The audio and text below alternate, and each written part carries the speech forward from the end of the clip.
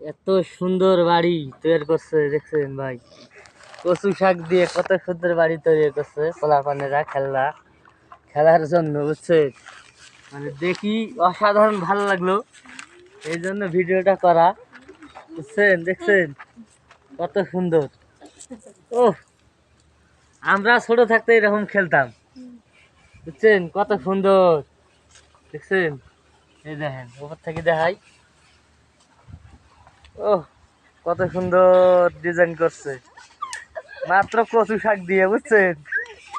দর্শক বন্ধুরা দেখুন কত সুন্দর ডিজাইন করছে,